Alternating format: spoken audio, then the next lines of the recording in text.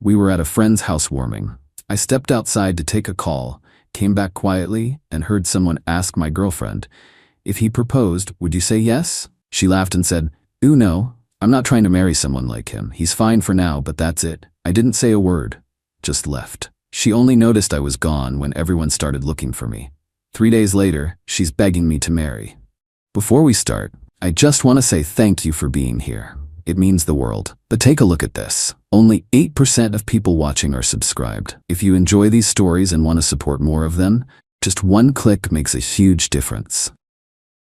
When you've spent most of your life feeling like you're not enough, hearing confirmation of it hits differently, especially from someone you thought finally saw you as worthy. I spent my childhood bouncing between foster homes after my mom lost her battle with addiction when I was 8.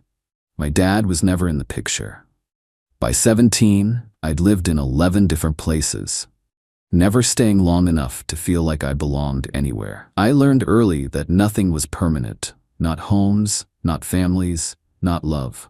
Against the odds, I managed to get through high school and into community college on scholarships, worked 2 jobs while studying, got my degree in social work. Now at 32, I run a nonprofit program helping foster kids transition to independent living.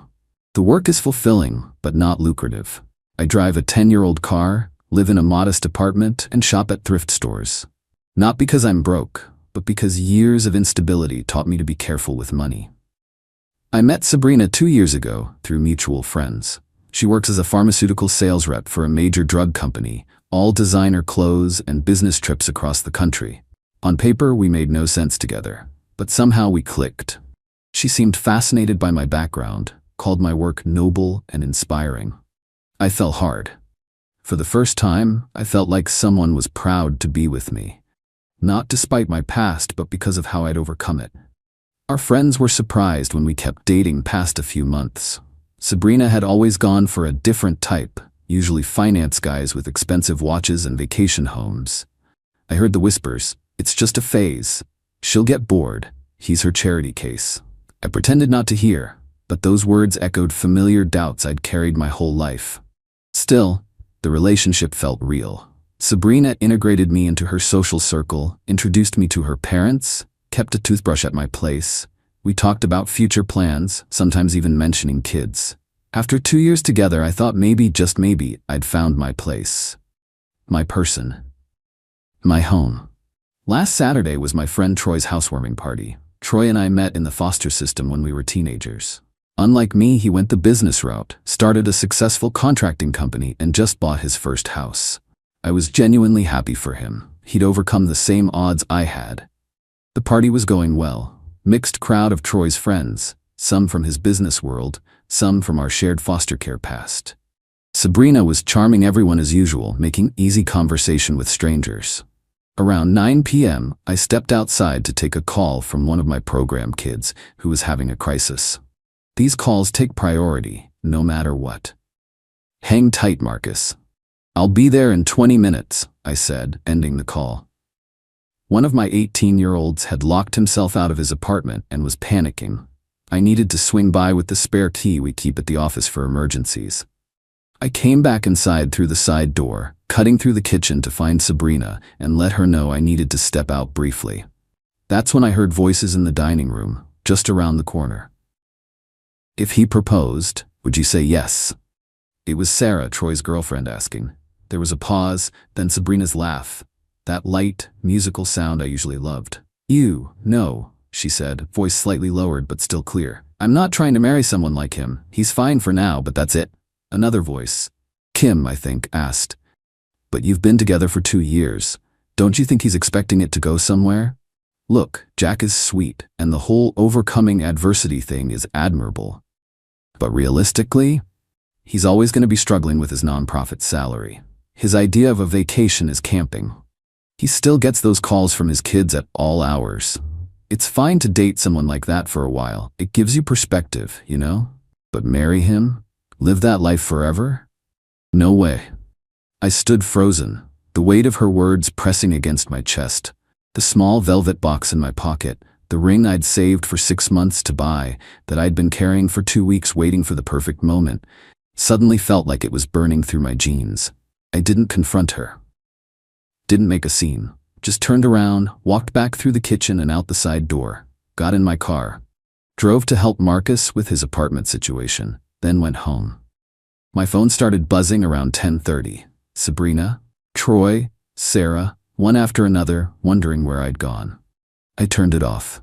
Sunday morning I had 17 missed calls from Sabrina, along with dozens of texts ranging from annoyed, "Why did you just leave?" to worried, "Are you okay? Please answer me," to angry, "This is really immature." I finally texted back, "I heard what you said at Troy's. I need some space." The floodgates opened. Sabrina called immediately. I didn't answer. She showed up at my apartment. I didn't open the door. She waited in the parking lot for 2 hours before leaving. Monday was more of the same. Calls, texts, emails. She sent messages through friends. I kept responses minimal. Yes, I was safe. No, I didn't want to talk yet. I went to work, focused on my kids, came home, and sat with the pain. Then Tuesday evening, everything changed. Sabrina called from an unfamiliar number, and I answered without thinking. "Jack, please don't hang up," she rushed out. "I just left the doctor. I'm pregnant." The world tilted sideways. I sat down hard on my couch. I took 3 tests yesterday. They were all positive. The doctor confirmed it today. I'm about 6 weeks along. Her voice cracked. "I know what you heard at the party. I can explain that. But right now, I'm scared, Jack. I need you." I agreed to meet her at a coffee shop, neutral territory. When I arrived, she looked different than I'd ever seen her. No makeup, hair pulled back messily, eyes red and swollen. "Before you say anything," she started, "I know what I said was horrible. I've been lying. To our friends, to you, but mostly to myself." When Sarah asked that question, I panicked. All those people watching me. I defaulted to the person I used to be, the person with those stupid surface standards. I just looked at her, not helping. "The truth is, I've been terrified of how much I love you. You're the best person I've ever known, and every day, I worry you'll realize I'm not good enough for you. That you'll see through me. This shallow marketing girl who used to judge people by their cars and vacation photos. So your response was to say you'd never marry me?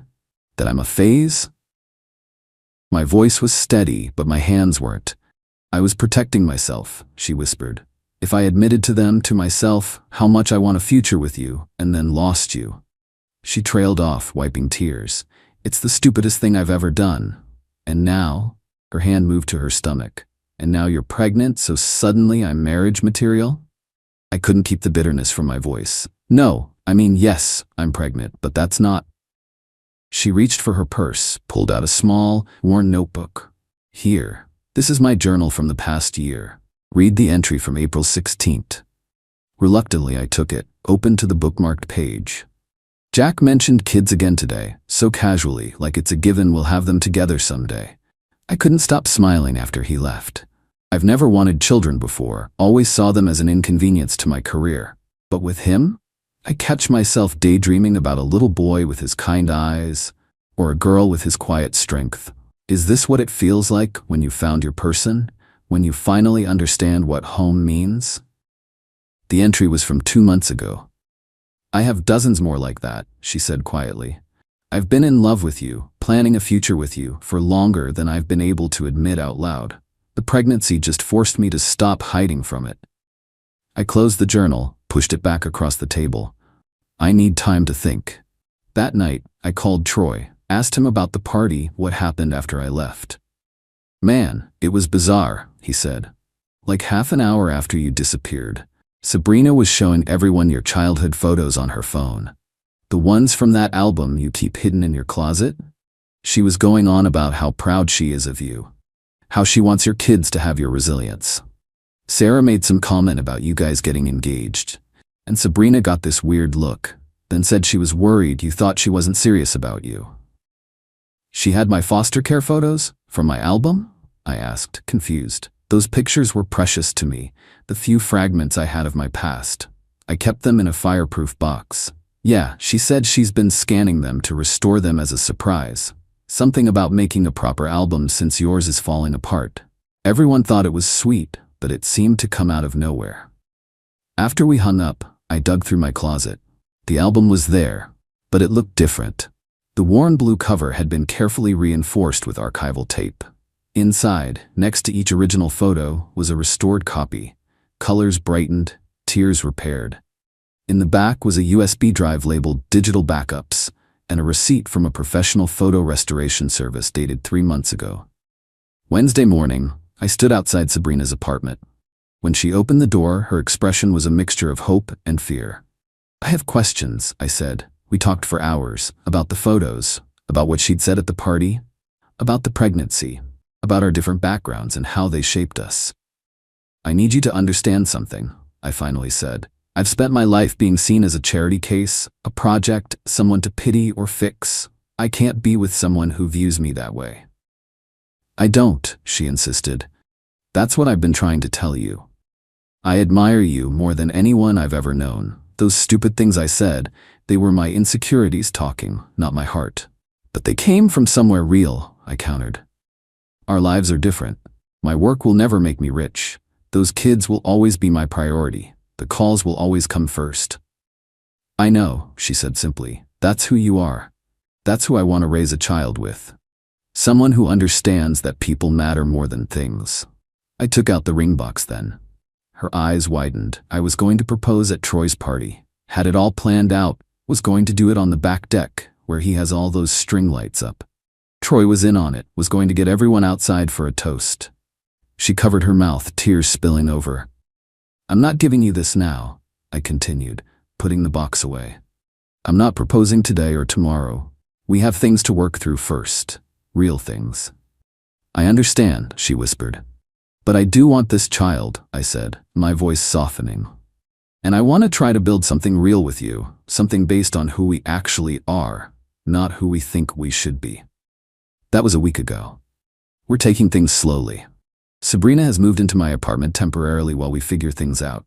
She's had morning sickness every day, and I hold her hair back without complaint. We're seeing a counselor together.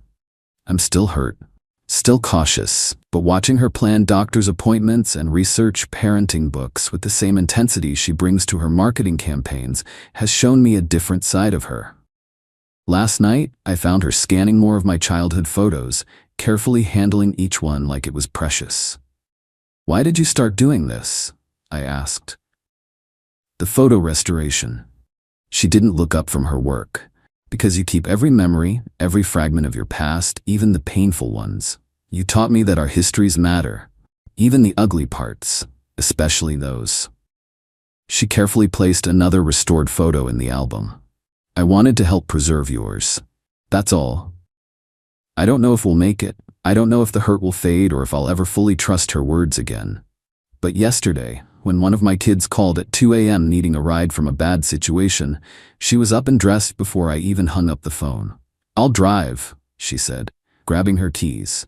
'You look tired.' Maybe that's a starting point. Not a fairy tale, not a perfect resolution, but a step toward something real, something built on who we actually are, not who we're expected to be. And maybe sometimes that's enough."